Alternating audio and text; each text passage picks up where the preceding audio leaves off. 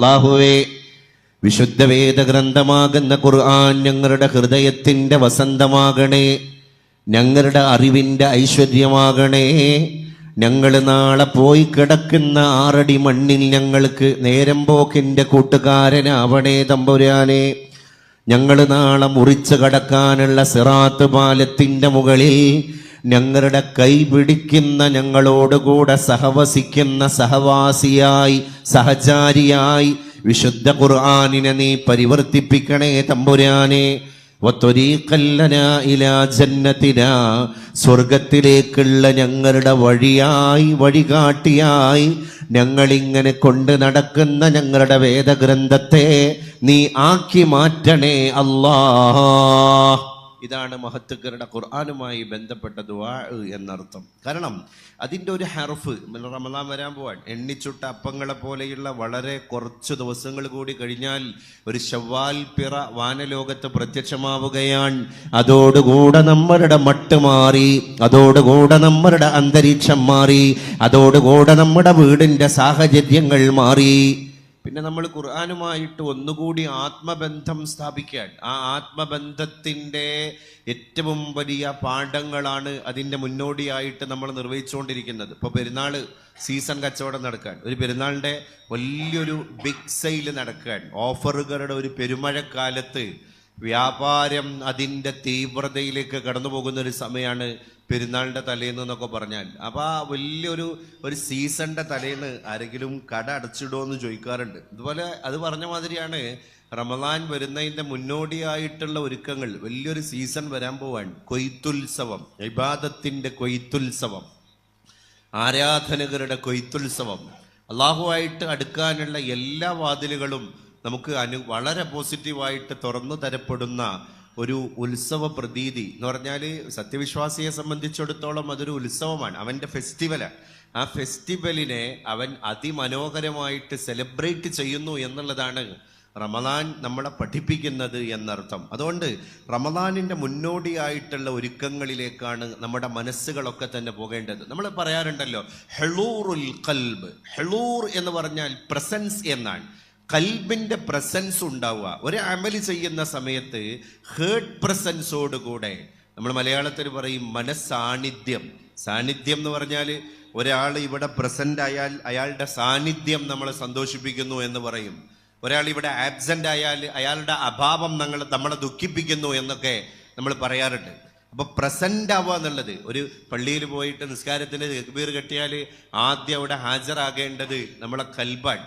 സാധാരണ രീതിയിൽ മനുഷ്യൻ അശ്രദ്ധയിലായിട്ട് ജീവിക്കുമ്പോൾ ബാക്കിയെല്ലാം അവിടെ ഹാജരായിട്ടുണ്ടാകും. നമ്മുടെ ശരീര അവയവങ്ങൾ ഫിസിക്കലി നമ്മളവിടെ പ്രസന്റ് ആണ്, പക്ഷേ നമ്മുടെ കൽബ് മാത്രം ആബ്സെന്റ് ആയിരിക്കും. നിസ്കാരത്തിനായിട്ട് തക്ബീർ കെട്ടിയാൽ കൽബിനെ പിന്നെ നിർവ്വാണം കിട്ടാത്ത പ്രേതം പോലെ, അല്ലെങ്കിൽ നൂല് പൊട്ടിയ പട്ടം പോലെ, അലഞ്ഞു തിരിയുന്ന അപ്പൂപ്പൻ താടി പോലെ കൽബ് പള്ളിൻ്റെ പുറത്തു കൂടെ ഇങ്ങനെ പോയിട്ട് ലോകത്തിൻ്റെ പല ഭാഗങ്ങളിലും അലഞ്ഞു തിരിഞ്ഞിട്ട് സലാം വീട്ടിയതിൻ്റെ ശേഷം നമ്മൾ അടുത്തേക്ക് തന്നെ തിരിച്ചു വരുന്ന ഒരു കാഴ്ച പല നിസ്കാരങ്ങളിലും നമുക്കൊക്കെ ഉണ്ടാകാറുണ്ട്. അതെന്തുകൊണ്ടാണ്? ഇബ്ലീസ് എപ്പോഴും നമ്മളുടെ കൂടെ, നമ്മുടെ കൽബിൽ ഇബ്ലീസ് ഉണ്ട്. അപ്പം ആ ഇബ്ലീസ് ആണ് കൽബിനെ ലീഡ് ചെയ്യണത്. അവൻ നിന്റെ ശരീരം നിസ്കരിക്കാൻ തുടങ്ങി, നമുക്കൊന്ന് പുറത്തുപോയി വരാ എന്ന് കൽബിനോട് ഇബ്ലീസ് പറയാൻ. അതുകൊണ്ടാണ് അള്ളാന്റെ റസൂല് സഹാബത്തിനോട് ഇങ്ങനെ തന്നെ പറഞ്ഞത്, ലികുല്ലി മിൻകും ഖരീൻ. നിങ്ങളുടെയൊക്കെ ബോഡിയിൽ, നിങ്ങളുടെയൊക്കെ ബ്ലഡിൽ നിങ്ങളെ പിഴപ്പിക്കാനുള്ള ചാർജ് നൽകപ്പെട്ട ഒരു ഓൺ ഡ്യൂട്ടിക്കാരനായ ഒരാൾ ഉണ്ട്. അത് ഇബ്ലീസാണ്. ഉക്കില ബിഹി, അയാൾ ഡ്യൂട്ടിയിലാണ്. ഉക്കില, അയാൾ വക്കാലത്ത് ഏൽപ്പിക്കപ്പെട്ടിരിക്കുന്നു. നിങ്ങളെ പിഴപ്പിക്കാനുള്ള ചുമതലയാണ് അയാൾക്കുള്ളത്. അപ്പോൾ എവരിബഡി, ഓരോരുത്തർക്കും ആളുമ്മല് അയാളെ പിഴപ്പിക്കാൻ ഒരു ഇബ്ലീസ് അയാളെ കൂടെ ഉണ്ട്. ഫുൾ ടൈമായി ഇബ്ലീസ് അയാളുടെ കൂടെ ഉണ്ടാകും. നമ്മളിപ്പോൾ നമ്മളെ മൊബൈൽ ഫോൺ എടുക്കാൻ മറന്നു പോകുന്ന സമയങ്ങൾ വളരെ കുറവാണ്. ഈവൻ നമ്മൾ അങ്ങനെ മൊബൈൽ എടുക്കാൻ മറന്നുപോയാൽ മൊബൈൽ നമ്മളെ കൂടെ ഇല്ല, പക്ഷെ ഇബ്ലീസ് നമ്മളുടെ കൂടെയുണ്ട്. കപ്പിൾസ് ഒന്നിച്ച് ജീവിക്കും പലപ്പോഴും, പക്ഷേ ദമ്പതികൾ ബെറ്റർ ഹാഫിനെ കൂട്ടാതെ ചിലപ്പോൾ എങ്ങോട്ടെങ്കിലുമൊക്കെ നീങ്ങാം. പക്ഷെ ആ സമയത്തും ഇബ്ലീസ് നമ്മളുടെ കൂടെ ഉണ്ടാകും. ഭാര്യൻ്റെ കൂടെ ഭർത്താവില്ലെങ്കിൽ, ഭർത്താവിൻ്റെ കൂടെ ഭാര്യ ഇല്ലെങ്കിലും ഇബ്ലീസ് ഓരോരുത്തരുടെ കൂടെയും ഏൽപ്പിക്കപ്പെട്ട ആളുണ്ടാകും. അയാൾ ഊണിലും നമ്മുടെ കൂടെയാണ്, ഉറക്കിലും നമ്മളുടെ കൂടെയാണ്, വിശ്രമത്തിലും നമ്മുടെ കൂടെയാണ്, ജോലിത്തിരക്കിലും നമ്മുടെ കൂടെയാണ്. അതാണ് ലികുല്ലി മിൻകും ഖരീൻ. ഖരീൻ എന്ന് പറഞ്ഞാൽ നമ്മളോട് ഒട്ടിക്കിടക്കുന്ന പ്രതിഭാസം പോലെ അയാൾ നമ്മളെ എല്ലായിടത്തും നമ്മളെ കൂടെ ഉണ്ടാകുന്ന അർത്ഥം. ഹത്താ അന, ഈ പറയുന്ന ഞാനിവരെ അങ്ങനെയാണ്. ആരാ പറയണത്? മദീനത്തെ പള്ളിയിൽ അള്ളാഹിന്റെ ഹബീബ് മുഹമ്മദ് മുസ്തഫ സല്ലല്ലാഹു അലൈഹി വസല്ലം പറയാണ്, ഈ പറയുന്ന ഞാൻ വരെ അങ്ങനെയാണ്. വലാകിന്നല്ലാഹ, പക്ഷെ എങ്കിലും അല്ലാഹു തആല അആനനി അലൈഹി, അവന്റെ മേൽ എന്നെ സഹായിച്ചു. ഫഅസ്ലമ, അപ്പൊ എന്നെ പഴിപ്പിക്കാൻ ഡ്യൂട്ടി ഏൽപ്പിക്കപ്പെട്ടിരുന്ന ഇബ്ലീസ് എനിക്ക് വേണ്ടി മുസ്ലിമായി, അസ്ലമ. പക്ഷേ സഹാബത്തിനോട് പറഞ്ഞു, എന്നെ കേട്ടുകൊണ്ടിരിക്കുന്ന സഹാബ, നിങ്ങളെ പഴിപ്പിക്കാനുള്ള ഡ്യൂട്ടിക്കാരനായ നിങ്ങളുടെ ശരീരത്തിലുള്ള ഖരീൻ ഒരിക്കലും മുസ്ലിം ആയിട്ടില്ല, ഇനി അയാൾ മുസ്ലിം ആകാൻ പോകുന്നും ഇല്ല. മനുഷ്യന്റെ അവസ്ഥ ഇതാണ്. ഇതിപ്പോ സഹാബത്തിനോട് പറഞ്ഞിട്ടുണ്ടെങ്കിൽ സാദാ സീതാ ലെവലിൽ ജീവിച്ചുകൊണ്ടിരിക്കുന്ന നമ്മളുടെ അവസ്ഥയാണ് നമ്മൾ പലപ്പോഴും ചിന്തിക്കേണ്ടത് എന്നർത്ഥം. അപ്പൊ എപ്പോഴും ഖുർആൻ ഇറങ്ങേണ്ടത് ഖൽബിലേക്കാണ്, നിസ്കാരം ഇറങ്ങേണ്ടത് ഖൽബിലേക്കാണ്, നോമ്പ് നോൽക്കേണ്ടത് ഖൽബ് കൊണ്ടാണ്, മജ്ലിസിന്റെ ഇൽമിന്റെ മജ്ലിസിൽ നമ്മൾ പങ്കെടുക്കേണ്ടത് ഖൽബ് കൊണ്ടാണ്. മനുഷ്യൻ ഖൽബ് കൊണ്ട് മാത്രം ജീവിച്ചാൽ ജയിക്കുന്ന ഒരു പ്രതിഭാസമാണ്. ഒരു ദിവസം മദീനത്തെ പള്ളിയിൽ ഒരാൾ ളുഹാ നിസ്കരിക്കാൻ. അപ്പൊ നബിതങ്ങള് ഒരു 10 മണി സമയമായിരിക്കും, ഏകദേശം മധ്യാഹ്നത്തിലേക്ക് ഇങ്ങനെ ചേക്കേറുന്ന ഒരു മനോഹരമായ സന്ദർഭമാണ്. ആ സന്ദർഭത്തിൽ നബിയു സല്ലല്ലാഹു അലൈഹി വസല്ലം റജുലൻ യുസല്ലി സ്വലാത്തുൽ ളുഹാ വയഅബസു ബിലിഹയൈഹി, അയാൾ പള്ളിയിൽ വന്നിട്ട് നല്ല നിയ്യത്ത്, നല്ല മനുഷ്യൻ തന്നെയാണ്. കാരണം അദ്ദേഹം ളുഹാക്കൊക്കെ പ്രാധാന്യം കൊടുത്തിട്ടാണല്ലോ ആ നേരത്ത് വന്ന് നിസ്കരിക്കുന്നത്. പക്ഷേ യഅബസു ബിലിഹയൈഹി, അദ്ദേഹത്തിന്റെ 2 കൈയിന്റെ വിരലുകളെ കൊണ്ട് താടിയിൽ ഇങ്ങനെ കളിക്കുക. അബസ എന്ന് പറഞ്ഞാൽ വെറുതെ ലക്ഷ്യമില്ലാതെ ഇങ്ങനെ കളിക്കണേനാണല്ലോ ഈ അബസു എന്ന് പറയാ. അപ്പൊ അദ്ദേഹത്തിന്റെ താടി രോമങ്ങളിൽ കൈയിന്റെ വിരലുകളുമായിട്ട് അദ്ദേഹം ഇങ്ങനെ അശ്രദ്ധമായിട്ട് കളിക്കുകയാണ്. അപ്പൊ നബിതങ്ങള് അദ്ദേഹത്തെ ചൂണ്ടിക്കാണിച്ചിട്ട് ഈ ദൃസാക്ഷികളാകുന്ന സഹാബികളോട് പറഞ്ഞു, അമാഹാദ, ആ മനുഷ്യണ്ടല്ലോ, ലൗ ഖശഅ ഖൽബുഹു, അദ്ദേഹത്തിന്റെ ഉള്ളിലുള്ള ആട്ടിടയനായ ഖൽബ് എങ്ങാനും അള്ളാഹുവിനെ പേടിച്ചിരുന്നുവെങ്കിൽ ലഖശഅത് ജവാരിഹു, അദ്ദേഹത്തിന്റെ ആട്ടിൻപറ്റങ്ങളാകുന്ന ശരീര അവയവങ്ങളും അള്ളാഹിനെ പേടിച്ചേനെ. ഇപ്പൊ ആട്ടിടയൻ, ആട്ടിൻപറ്റം, ഈ 2 കൺസെപ്റ്റിലാണ് നമ്മളെ ഹ്യൂമൻ ബോഡിയും അവന്റെ ഹൃദയവും മുന്നോട്ട് പോയിക്കൊണ്ടിരിക്കുന്നത്. ഇപ്പൊ ക്രൈസ്തവ ഇടവകകളിലൊക്കെ തന്നെ ഒരു ഇടയൻ ഉണ്ടാകും. ആ ഇടയനാണ് പള്ളിയിൽ അച്ഛൻ. ആ ഇടയൻ ഖുതുബ ഓതുന്നതിനെ പറ്റിയാണ് ക്രൈസ്തവ വിശ്വാസികൾ ഇടയ ലേഖനം വായിച്ചു എന്ന് പറയുന്നത്. എന്ന് പറഞ്ഞാല് ഒരു ഖതീബിന്റെ സ്ഥാനത്ത് നിൽക്കുന്ന ആള് ഇടവകയിലെ ക്രൈസ്തവരായ വിശ്വാസികളാകുന്ന കുഞ്ഞാടുകളോട് മതകാര്യങ്ങൾ അഭിസംബോധന നടത്തുന്നതിനാണ് ഇടയ ലേഖനം എന്ന് പറയാ. അപ്പം ആ ലേഖനം വായിച്ച ആളാരാണ്? ഇടയനാണ്. അത് കുഞ്ഞാടുകളെ ബോധ്യപ്പെടുത്തിയ ആളാരാണ്? ഇടയനാണ്. ഈ ഇടയന്റെ കൂടെ കുഞ്ഞാടുകളാകുന്ന ജനങ്ങളുണ്ട്. അതാരാണ്? ഇദ്ദേഹത്തിന്റെ മഅ്മൂമിങ്ങളാണ്. ആ കുഞ്ഞാടുകളും ഇടയനും ജീവിക്കുന്ന മഹല്ല് ജമാഅത്തിന്റെ പേരാണ് ഇടവക. അതുകൊണ്ട് ക്രൈസ്തവ ഇടവകകളിലെ ഇടയൻ തന്റെ കുഞ്ഞാടുകളെ അഭിസംബോധന ചെയ്യുമ്പോൾ ഇങ്ങനെ തന്നെ വിളിക്കും. പള്ളിമേടയിൽ വന്നിട്ട്, ചർച്ചിൽ വന്നിട്ട്, പ്രിയപ്പെട്ട കുഞ്ഞാടുകളെ. അപ്പൊ കുഞ്ഞാടുകളൊക്കെ തന്നെ അത് ശിരസ വഹിച്ച് കേൾക്കും. അതേ കൺസെപ്റ്റ് അല്ലേ ഇസ്ലാമിലുള്ളത്? നമുക്കൊരു മഹല്ല് ജമാഅത്ത്, നമുക്ക് ആ മഹല്ല് ജമാഅത്തിൽ കുറെ തൈക്കാവുകൾ, തൈക്കാവ് എന്ന് തെക്കൻ ജില്ലയിൽ പറയും. നമ്മുടെ മലബാറിൽ അതിന് സ്രാമ്പ്യപ്പള്ളി, നിസ്കാരപ്പള്ളി എന്നൊക്കെ പറയും.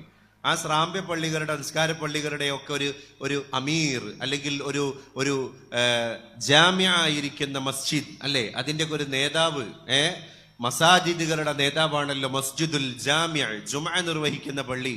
ആ ജുമഅ ജമാഅത്ത് നിർവഹിക്കുന്ന പള്ളിയുടെ കീഴില് ഒരു മഹല്ല് ജമാഅ അല്ലേ, ഒരു മഹല്ല് ജമാഅത്ത് ഉണ്ടാകും. അതാണ് ഇടവക. ആ മഹല്ല് ജമാഅത്തിന്റെ ചീഫ് ഇമാം അദ്ദേഹമാണ് ഇടയൻ. ആ മഹല്ല് ജമാഅത്തിലെ ജനറൽ ബോഡി മെമ്പേഴ്സ് അവരാണ് കുഞ്ഞാടുകൾ.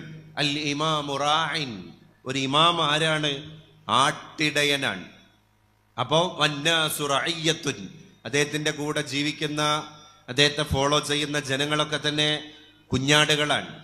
വൽ വറജുലു റാഇൻ, ഒരു വീട്ടിലുള്ള പുരുഷനും ഒരു ഇടയനാണ്. വമസ്ഊലുൻ, അവൻ ചോദ്യം ചെയ്യപ്പെടുന്നവനാണ്. അൻ റഇയ്യതിഹി, തന്റെ കീഴിലുള്ള ഇടയന്മാർ, ആട്ടിൻപറ്റങ്ങളെ പറ്റി. ഐ അൻ സൗജിഹി, അവന്റെ ഭാര്യയെ പറ്റി. ഒരു പെണ്ണും ഇടയയാണ്, ഒരു വീട്ടിലെ ഗൃഹനാഥ. ആ വീടിന്റെ ഹോം മിനിസ്റ്റർ എന്ന് പറയുന്നത് ആഭ്യന്തരമന്ത്രിയാകുന്ന പെണ്ണ്, പ്രൈം മിനിസ്റ്റർ ആണാണെങ്കിൽ ഹോം മിനിസ്റ്റർ ഉമ്മയാണ് അല്ലെങ്കിൽ ഭാര്യയാണ്. മസ്ഊലത്തുൻ, അവളും ചോദ്യം ചെയ്യപ്പെടുന്നവളാണ്. തന്റെ ഭർത്താവിന്റെ സ്വത്തിനെ പറ്റി എന്നാണ് അള്ളാന്റെ ഹബീബ് പറഞ്ഞത്. അതായത് അൻ ഔലാദിഹ, അവളെ മക്കളെ പറ്റി. ഭർത്താവിന്റെ സ്വത്ത് എന്ന് ആദ്യം പറഞ്ഞു, എന്നിട്ട് പറഞ്ഞു അവളെ മക്കളെ പറ്റി. നമ്മൾ കൽബ് കൊണ്ട് ജീവിക്കുമ്പോഴാണല്ലോ കൽബിലേക്ക് ഖുർആൻ ഇറങ്ങുന്നത്, ഇൽമ് ഇറങ്ങുന്നത്. ഇപ്പോ അതുകൊണ്ടാണ് ചിന്ത കൊണ്ടാണല്ലോ ഒരു സത്യവിശ്വാസി ലോകത്ത് വലിയ പരിവർത്തനങ്ങൾ തീർക്കേണ്ടത്. ചിന്ത. പല സഹാബി വനിതമാരെയും പറ്റി പറയാറുണ്ട്, അത്തഫക്കുറു ഫീ ഖൽഖില്ലാഹ്. ഒരു സഹാബി വന്നാണ്ട് പറയുന്നുണ്ട്, എൻ്റെ ഭാര്യ മണിയറയിൽ അവളെ ശാരീരിക പരിരംഭണം നടത്താൻ, അവളെ പുണരാൻ ഞാൻ കടന്നു പോകുമ്പോൾ അവൾ നിത്യനിദ്രയിലേക്ക് വഴുതി വീണ പോലെ അങ്ങനെ നിർനിമേഷയായിട്ട് കിടക്കുകയാണ്. ഞാനൊന്ന് പോയിട്ട് എൻ്റെ കരസ്പർശം അവളിലേക്ക് ഏൽപ്പിച്ചപ്പോൾ, എൻ്റെ ശരീരത്തിൻ്റെ സ്പർശനം അവൾ ഏറ്റുവാങ്ങിയപ്പോൾ അവൾ ഏതോ ഒരു ഉറക്കിൽ നിന്ന് പെട്ടെന്ന് ഞെട്ടിയുണരും പോലെ ഒന്ന് റിലീസായി. അപ്പം ഞാൻ ചോദിച്ചു, നീ ഉറങ്ങായിരുന്നോ? അപ്പം എൻ്റെ മഹതിയായ എൻ്റെ ഭാര്യ പറഞ്ഞു, അല്ല, ഞാൻ അത്തഫക്കുറു ഫീ ഖൽഖില്ലയിലായിരുന്നു, അള്ളാഹുവിൻ്റെ സൃഷ്ടി വൈഭവങ്ങളെ പറ്റി ചിന്തിക്കായിരുന്നു. ഈ ചിന്താശേഷി ഏറ്റവും കൂടുതൽ ഉണർത്തുന്ന ഒരു സിദ്ധൌഷധക്കൂട്ടാണ് ഖുർആൻ. ഖുർആൻ ഭയങ്കരമായിട്ട് ചിന്താശേഷി. ഖുർആൻ പാരായണം ചെയ്താൽ, ഇപ്പോൾ ഇബ്നു ഉമർ റളിയല്ലാഹുവിനെ പറ്റി പറയുന്നുണ്ട്, അബ്ദുല്ലാഹി ഇബ്നു ഉമർ റളിയല്ലാഹു ഖുർആൻ പാരായണം ചെയ്തിരുന്ന പാരായണ ശാസ്ത്രം തിലാവത്തു തദബ്ബുർ ആയിരുന്നു. തിലാവത്തു തദബ്ബുർ എന്ന് പറഞ്ഞാൽ ചിന്തിച്ച് ഖുർആൻ ഓതാൻ. ഇപ്പോൾ മുഹദ്ദീൻ ശൈഖ് തങ്ങള് ഒരു കാലിന്മേൽ നിന്നിട്ട് ഒരു ഖത്തം തീർത്തോവർ എന്ന് ഖാദി മുഹമ്മദ് നമുക്ക് പാടി തന്നിട്ടുണ്ട്. അപ്പൊ ഷെയ്ഖ് മുഹിയുദ്ദീൻ തങ്ങള് ഒറ്റ കാലിന്മ നിന്നിട്ട് ഒരു ഖത്തം തീർത്തു നമ്മൾ പറയാറുണ്ട്. ഷാഫി ഇമാമിനെ പോലെയുള്ള ആൾക്കാർ ഒരു ദിവസം തന്നെ പല ഖത്തമ് തീർത്തത് നമ്മൾ ചരിത്രദ്വാര കേട്ടതാണ്. എന്നാല് അബ്ദുല്ലാഹി ഇബ്നു ഉമർ റളിയല്ലാഹു അൻഹു എന്ന് പറയുന്ന സഹാബി പ്രമുഖന് ഖുർആനിന്റെ ഒരു ആയത്ത് പാരായണം ചെയ്യാൻ അറ്റ്ലീസ്റ്റ് 6 മാസം എടുത്തിരുന്നു. നമുക്കത് അത്ഭുതമാണ്. ഒരു ആയത്ത് ഓതി തീർക്കാൻ 6 മാസം. പിന്നെ 6 മാസം കഴിഞ്ഞിട്ടാണ് അടുത്ത ആയത്തിലേക്ക് കിടക്കുക. സപ്പോസ് ഫോർ എക്സാമ്പിൾ, ഉദാഹരണമായിട്ട്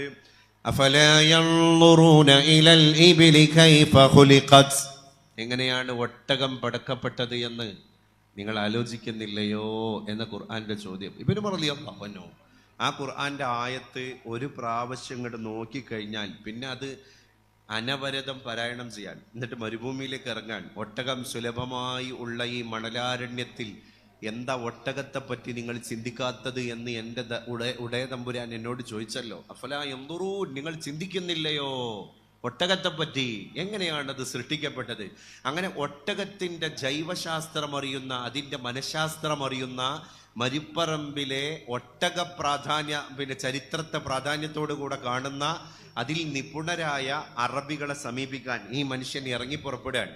എന്നിട്ട് അവരോട് ഒട്ടകത്തിന്റെ രീതിശാസ്ത്രങ്ങൾ ചോദിച്ചറിയാൻ, അത് എപ്പോഴാ ഉറങ്ങുന്നത്, അപ്പോൾ എപ്പോഴാ ഉണരുന്നത്, അതെങ്ങനെയാ പ്രസവിക്കുന്നത്, അതെങ്ങനെയാ ഗർഭധാരണം നടത്തുന്നത്, ഒട്ടകത്തിന്റെ ചുണ്ടിനെന്തിനാ മധ്യഭാഗത്ത് ഒരു മുറിവ്, ഒട്ടകത്തിന്റെ നാവിനെന്തിനാണ് ഇത്രയും വലിയ പരുഷത. അപ്പൊ അവരിങ്ങനെ പറഞ്ഞു കൊടുക്കുകയാണ്, അത് കള്ളി മുൾച്ചെടികളെ അനായാസം തന്റെ നാവ് കൊണ്ട് ചുണ്ടുകൊണ്ട് വരുതിയിലാക്കിയിട്ട്, സാധാരണ നമ്മൾ ചോറിന്റെ ഉരുള ഭക്ഷിക്കും പോലെ അനായാസം ഭക്ഷിക്കുന്നത് നിങ്ങൾ കണ്ടിട്ടില്ലേ? അതിൽ വലിയ പാഠം നിങ്ങൾക്കില്ലേ?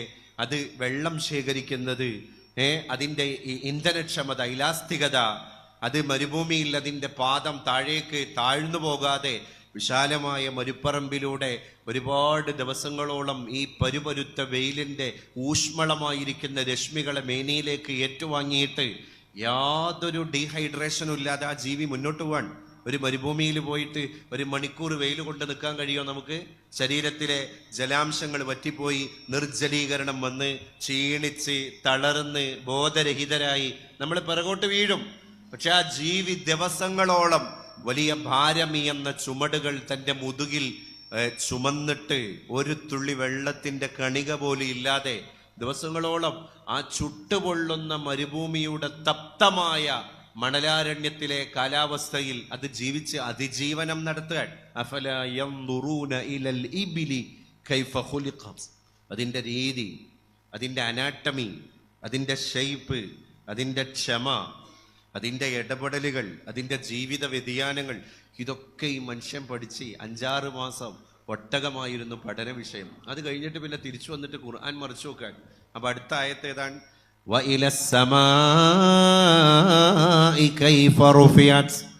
എങ്ങനെയാണ് ഒരു തൂണ് പോലുമില്ലാതെ ആകാശമാകുന്ന നീലപ്പന്തൽ നിങ്ങളുടെ തലക്ക് മുകളിൽ അള്ളാഹു വലിച്ചു കെട്ടിയത്.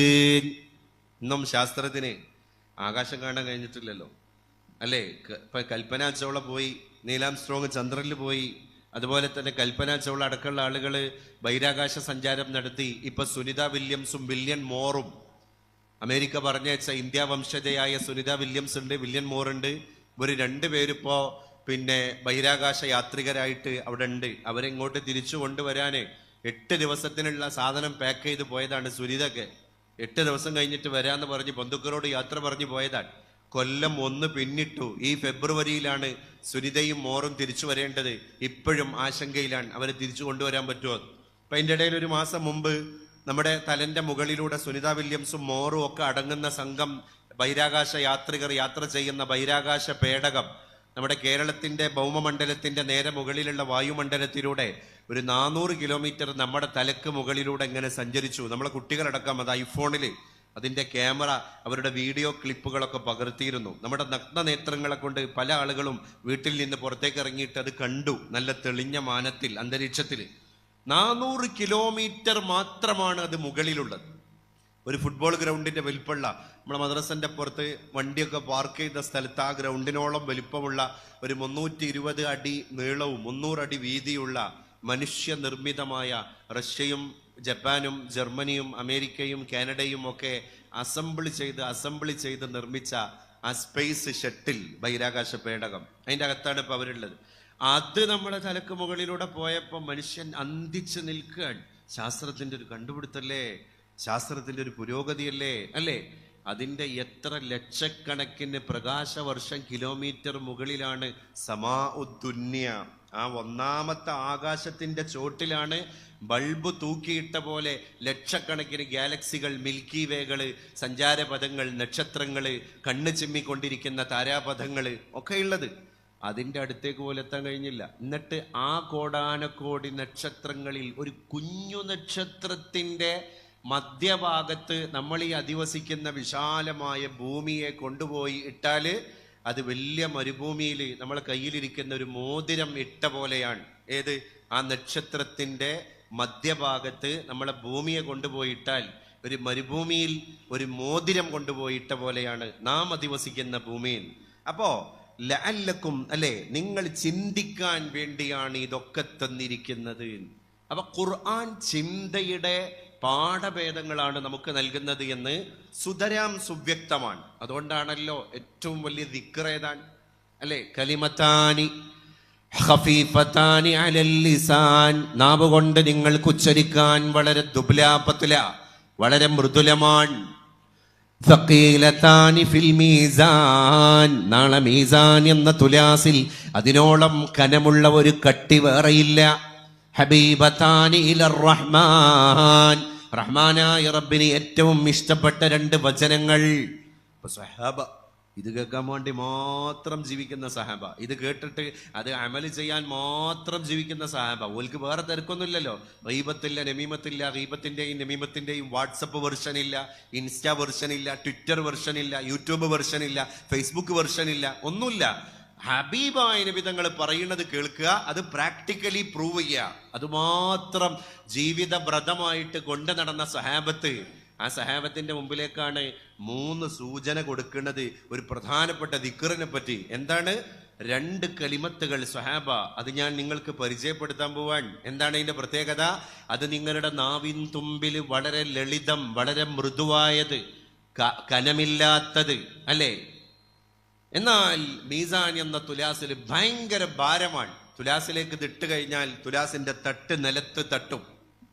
3ാമത്തത് അള്ളാഹ്ക്ക് പ്രേഷ്ടം, അള്ളാഹ്ക്ക് ഭയങ്കര ഇഷ്ടമുള്ള 2 കലിമത്ത്. അപ്പോഴേക്ക് പിന്നീടിരിക്കുന്ന സഹാബത്തൊക്കെ ആവേശഭരിതരായി മുന്നിലേക്ക് വരിക. കാരണം ഇത് മിസ്സായാൽ അത് ജീവിതത്തിന്റെ വലിയ നഷ്ടമാണ്.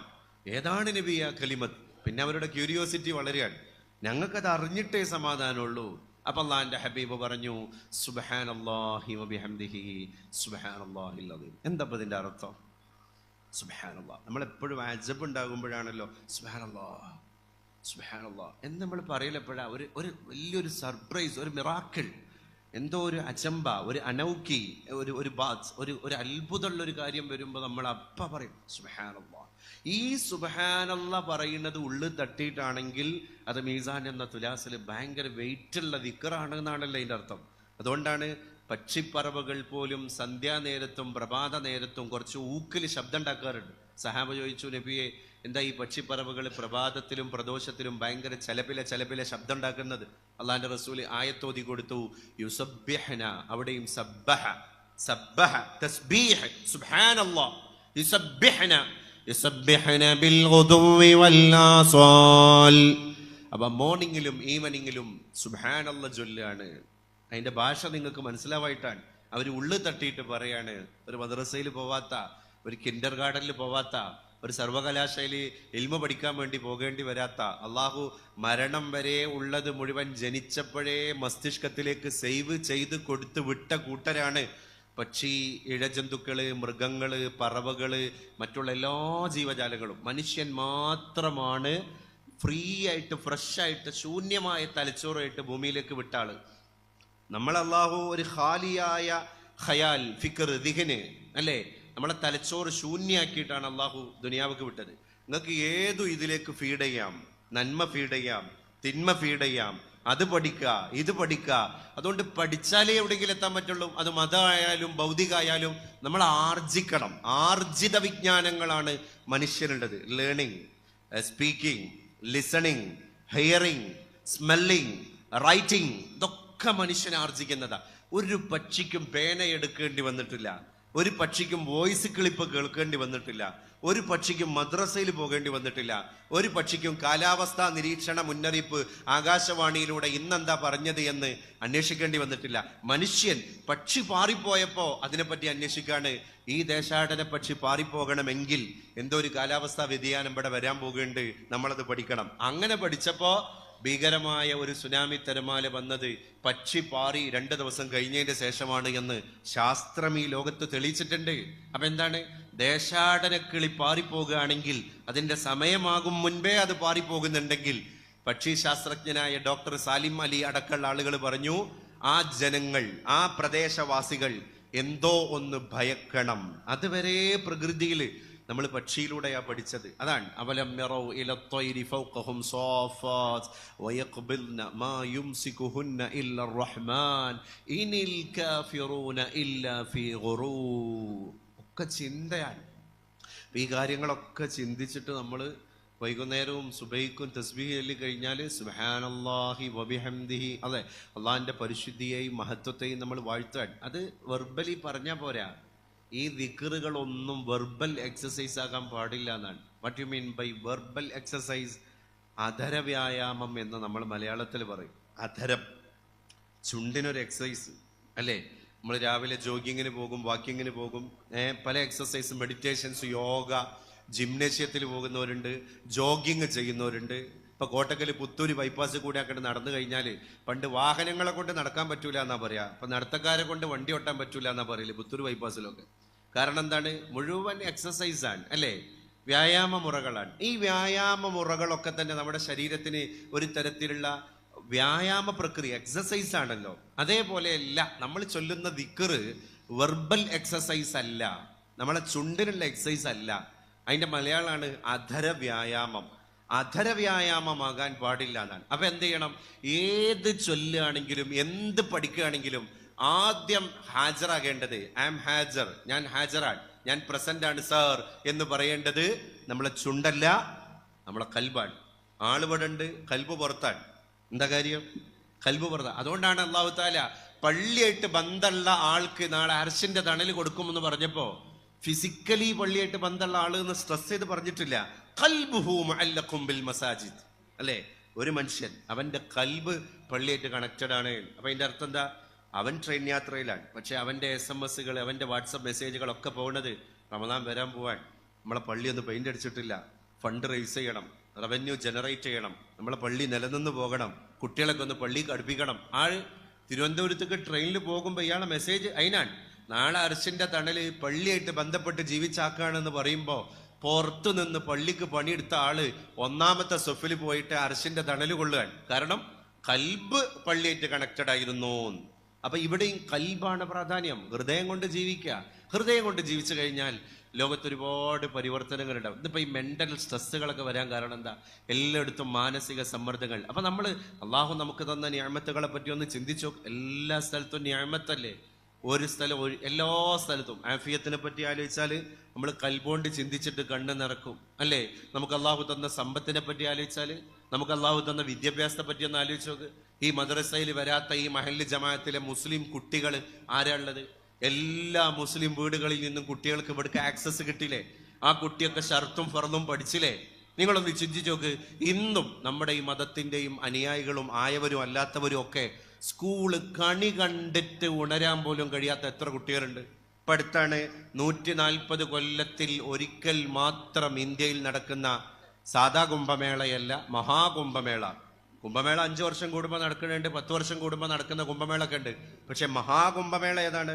140 കൊല്ലത്തിൽ ഒരിക്കൽ മാത്രം പ്രയാഗ്രാജിൽ നടക്കുന്ന, UP-യിൽ നടക്കുന്ന മഹാകുംഭമേളയാണ്. ആ മഹാകുംഭമേളയിൽ ലോക ജനത മുഴുവൻ ശ്രദ്ധിച്ചൊരു പെൺകുട്ടി ഉണ്ടായിരുന്നു അല്ലേ?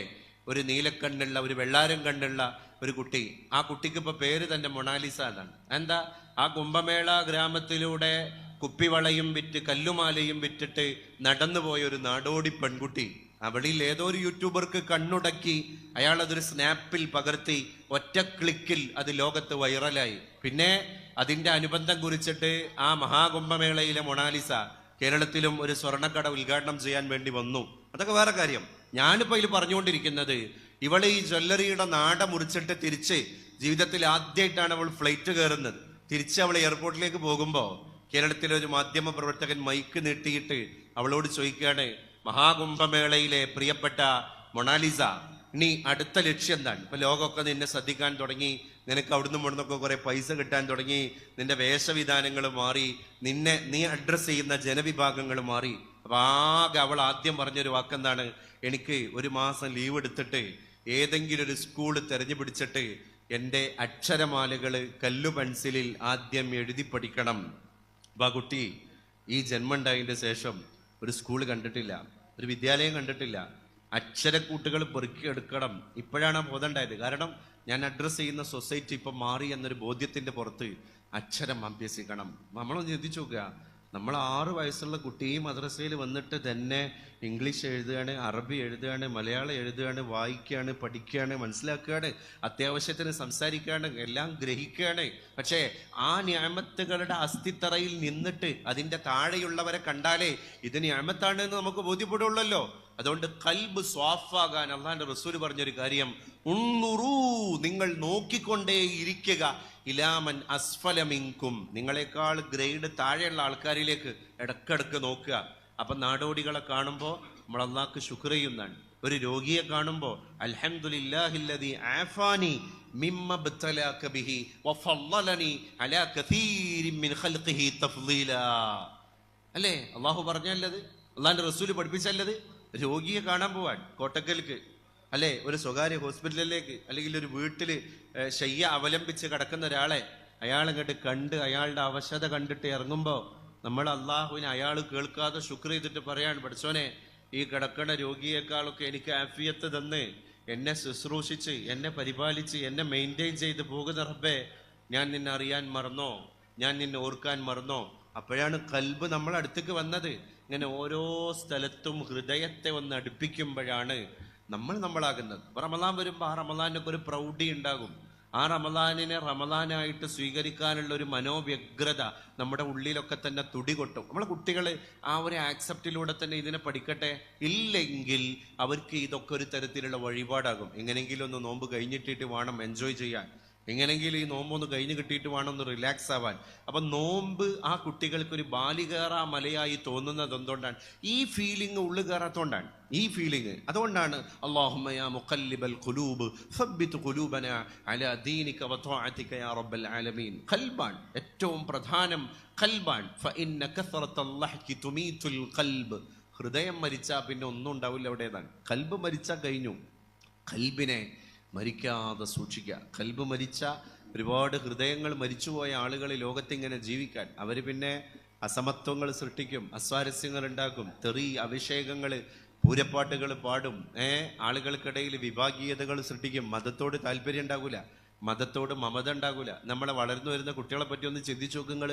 മതമില്ലല്ലോ അവർക്ക്. മതം ഉണ്ട് എന്ന് പറയല് ഏതോ ഒരു പഴഞ്ചൻ സംസ്കാരമാണ്. പുതിയ ക്യാമ്പസുകളിൽ ഈവൻ മുസ്ലിം കുട്ടികൾ പോലും അത് തുറന്ന് പറയുന്നുണ്ട്. എൻ്റെ ഉപ്പാക്കും ഉമ്മാക്കൊക്കെ ഉണ്ട്. അതുകൊണ്ട് ആയ കാലത്തിന് ഇപ്പൊ വയസ്സായ അവരൊന്നും വെറുപ്പിക്ക് മുന്നോട്ട് പോകണ്ട. അവരൊക്കെ ഇപ്പൊ അത്ര കാലം നമ്മളെ മോൾഡ് ചെയ്ത് എടുത്തില്ലേ.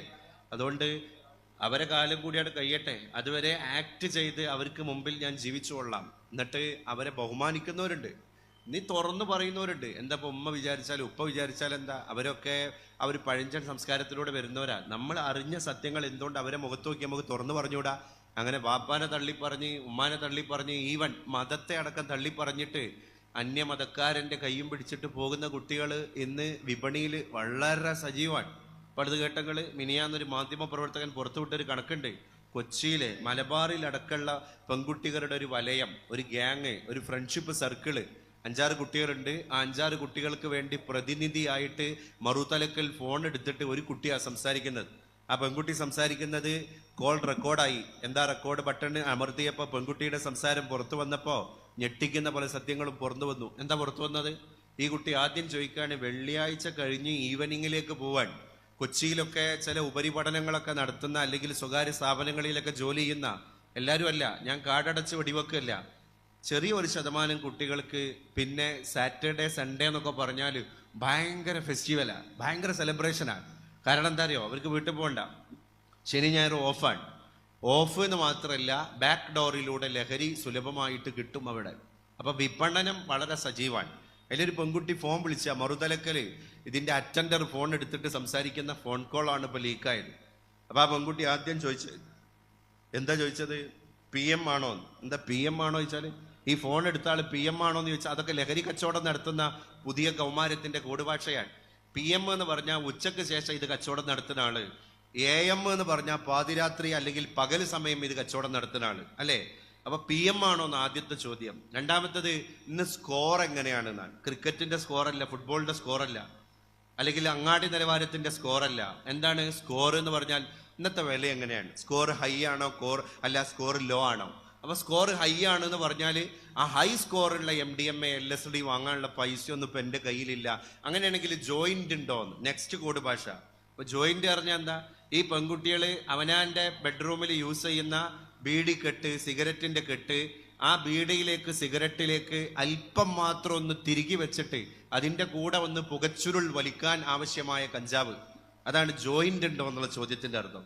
ജോയിന്റ് ഉണ്ട് എന്ന് പറഞ്ഞാൽ പിന്നെ അടുത്ത ചോദ്യം ആൾട്ട് ഉണ്ടോ? ആൾട്ട് ഉണ്ടോ എന്ന് ചോദിച്ചാൽ എന്താണ്?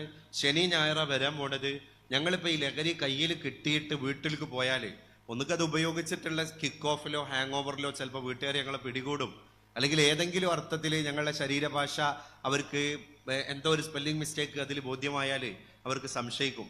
അപ്പൊ ഞങ്ങളൊരു 5-6 പെൺകുട്ടികൾ ഇത് ഉപയോഗിക്കുന്ന ആൾക്കാർക്ക് ഹാൾട്ട് വേണം, അത് താമസിച്ച് ലഹരി ഉപയോഗിക്കാനുള്ള സൗകര്യം വേണം. അതുകൊണ്ട് അക്കോമഡേഷൻ നിങ്ങൾ പ്രൊവൈഡ് ചെയ്യണം എന്നാണ് ഈ കുട്ടി പറയാതെ പറഞ്ഞ വാക്കിന്റെ അർത്ഥം. അത് ലീക്കാവാൻ അപ്പോഴാണ് കുറച്ച് മാധ്യമ പ്രവർത്തകർ ഇതിന്റെ ഇടയാളന്മാരായ കാരിയേഴ്സും മീഡിയേറ്റേഴ്സും ആയ ആൾക്കാരോട് പോയിട്ട് ഇതിന്റെ വിശദാംശം ചോദിക്കുന്നത്. അപ്പൊ അവര് പറഞ്ഞു കൊടുത്ത വിശദാംശമാണ് ഇത് ഉപയോഗിച്ച് ജീവിക്കുന്ന ഒരു തലമുറയുടെ മുമ്പിൽ ഞാൻ ചോദിക്കട്ടെ, എന്ത് റമദാന്, എന്ത് ഖുർആന്?